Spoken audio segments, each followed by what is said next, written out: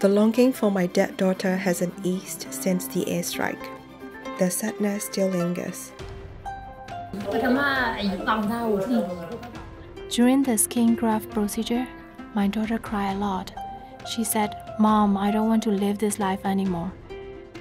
The regime's airstrike on a school in Oh Tein Twin village in Sagaing Township on May 12th killed 2 teachers and more than 20 school children, and left the survivors to deal with both psychological and physical trauma that has not begun to ease in the 3 months since the attack.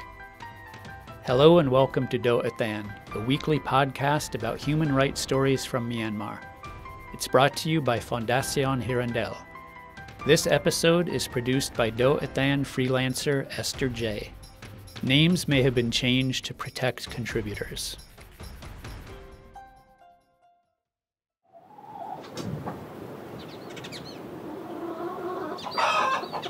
Daw Waiwai's modest house, with its thatched palm leaf roof and bamboo mat walls, is nestled quietly among a grove of shade-giving trees. In front of the house stands a small hut where Waiwai, age 46, sits inside on a long bench and welcomes visitors. Near the bench is the bed that was her daughter's last resting place when her life was taken away in mid-May.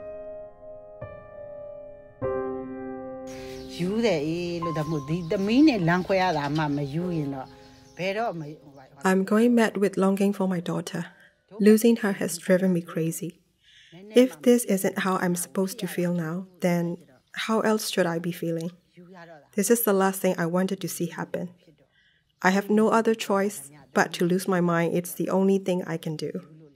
Whenever grief overwhelms me, I start praying for my daughter.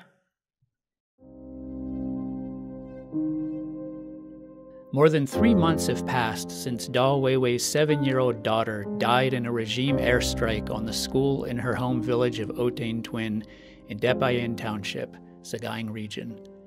According to locals in the area, more than 20 children were killed and more than 120 people were injured in the May 12th attack.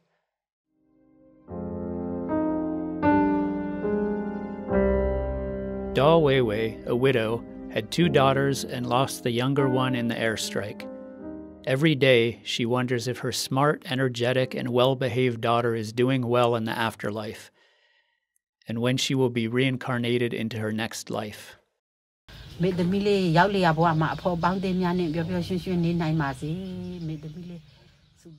I pray that my daughter enjoys her new life with her friends, wherever she is. I pray she is safe whenever I see dark clouds and it starts to rain. I pray she has enough food whenever I feel hungry. When grief returns, I worry whether bullies are hurting her in her spirit life. I pray she can reach nirvana. I just pray for whatever comes into my mind. Daw Waiwai, who earns her living walking around the village selling fruits and vegetables, had gone to the market to pick up produce when the school was targeted by the airstrike. As soon as she heard the news, she hurried home, her mind clouded with worry. Along the way, Daw Waiwai ran into a friend who told her that both of her daughters were safe. But when she got home, her older daughter told her the horrible truth. And then she saw the corpse of her younger daughter on the bed in the small hut, her face covered with a longi.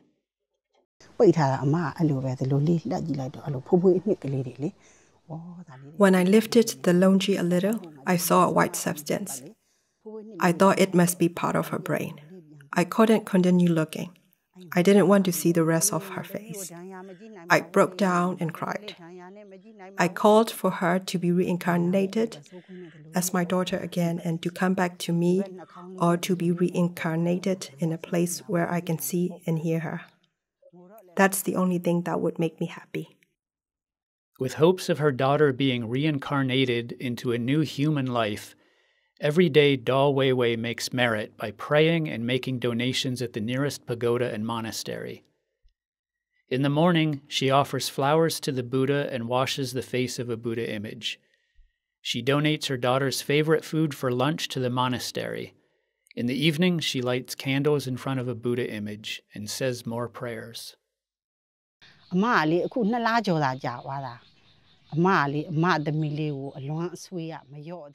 longing for my dead daughter hasn't eased since the airstrike. The sadness still lingers. I was crying the other night because I missed her. People say the departed will soon be forgotten, out of sight, out of mind.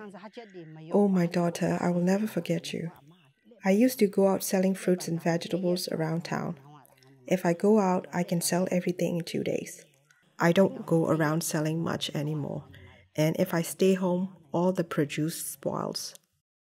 Daw Waiwai can't easily bring herself to go back into public because her younger daughter used to follow her everywhere when she went around town. Now, when she hears a fighter jet fly near the village, she worries about the safety of her surviving daughter.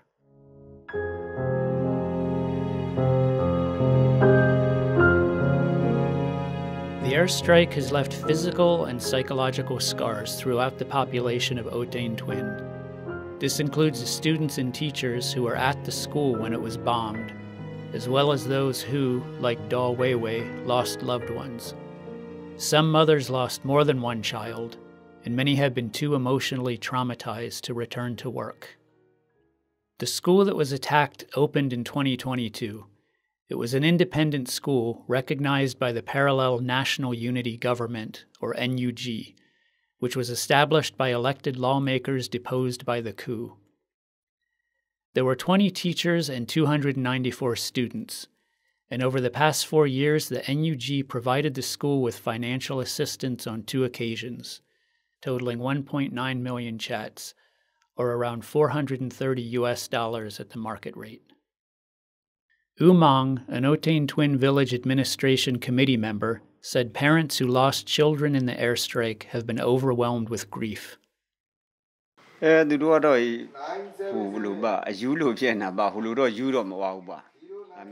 they think of their children, they suddenly burst into tears or even anxious laughter.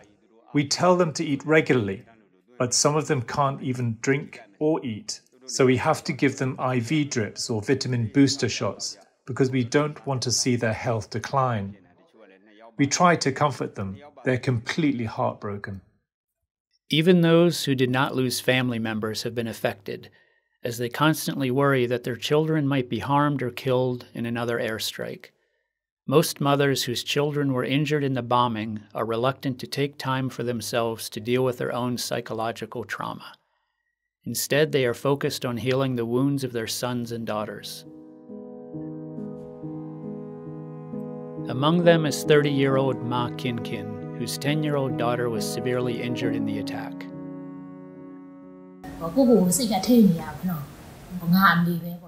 I'm holding myself together.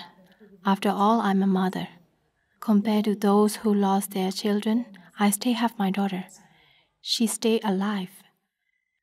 More than 20 of the 120 or so wounded in the bombing had serious injuries requiring long-term medical treatment, including lost eyes, broken bones, amputations, and internal organ damage.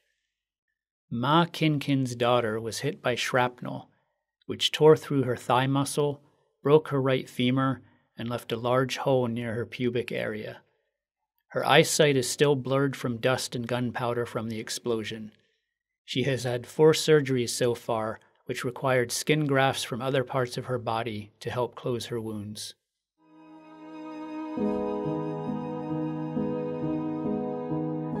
She spent 2 months in hospital and is now bedridden at home. Doctors say it will take at least 6 more months for her injuries to heal, during which time she must remain lying on her back. Only after those wounds are healed can she have yet another surgery, this time for steel implants that will help her walk again.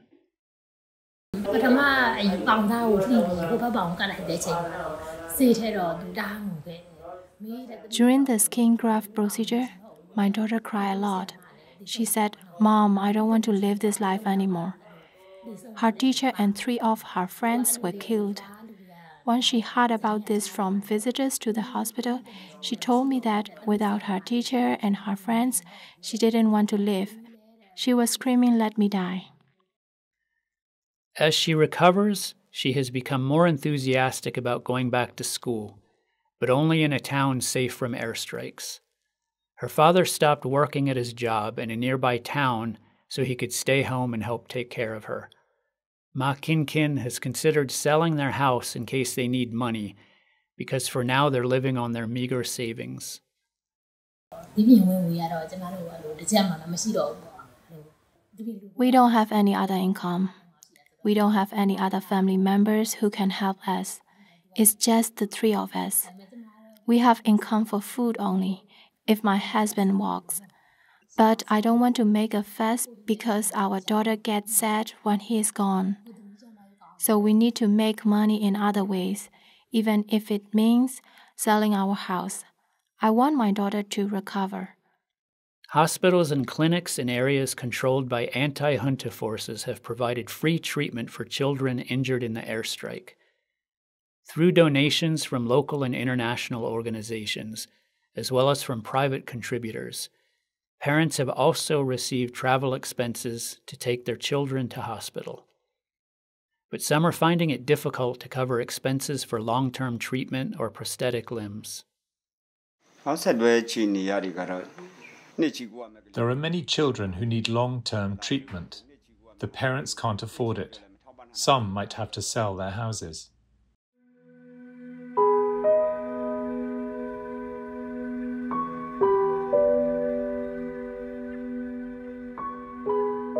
Daw Nyo, 62, has a son whose left thigh bone was broken in the airstrike. The boy, aged 11 years, must go to hospital every 2 weeks for treatment. Although she has received some donation money, Daw Nyo is now 2 million kyats in debt due to her son's treatment.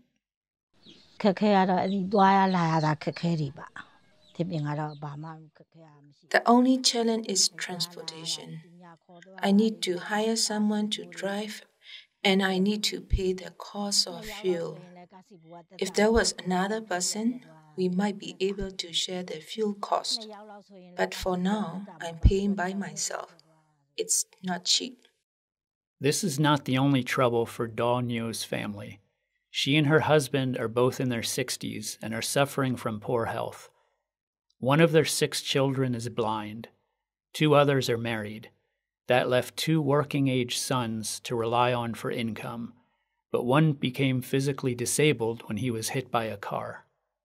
The other, aged 18, was arrested by the junta while he was on his way to send medical supplies to the hospital where his brother was being treated.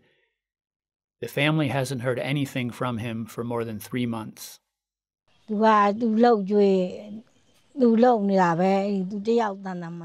Our son who has been arrested was working and making money for us. He was the only strong one. I'm half crazy with worry. I don't know what to do. If I knew where to go to bring my arrested son back, I would.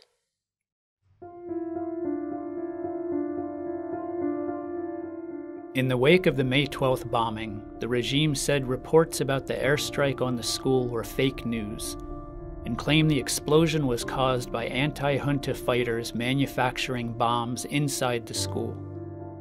However, an investigation in July by Japanese news outlet NHK and conflict monitoring group Myanmar Witness found that a regime airstrike was likely responsible for the deaths and injuries at the school. This conclusion was based on eyewitness testimony from residents of Oh Tein Twin, several videos taken by residents showing fighter jets flying over the village at the time of the bombing, and photos shared by survivors showing craters outside the school, indicating that bombs were dropped on the schoolyard rather than the explosion originating inside the school. Teachers said that most of the students who survived the airstrike have been asking whether there would be another similar attack if they returned to school.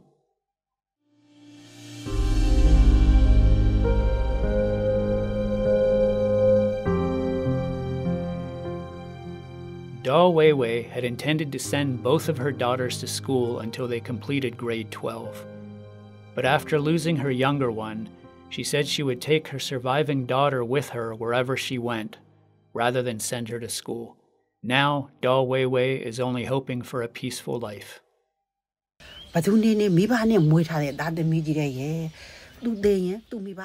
It doesn't matter whose children were killed. They were all given birth by their parents. And now the parents of those who were killed are suffering. Look at me. I'm losing my mind. I don't want other parents to suffer like this. I want peace.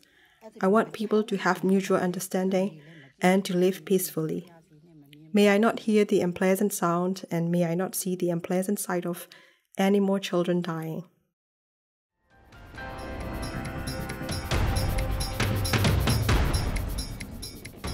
Thanks for listening to this edition of Doh Athan. We would welcome your feedback on social media, and please follow or subscribe to our pages. This project on human rights reporting is supported by Fundación Hirondelle with the help of our donors. You can listen to our podcasts via the Doh Athan Facebook page. They can also be found on SoundCloud, YouTube, iTunes, Spotify, and Telegram. Please tune in again next week.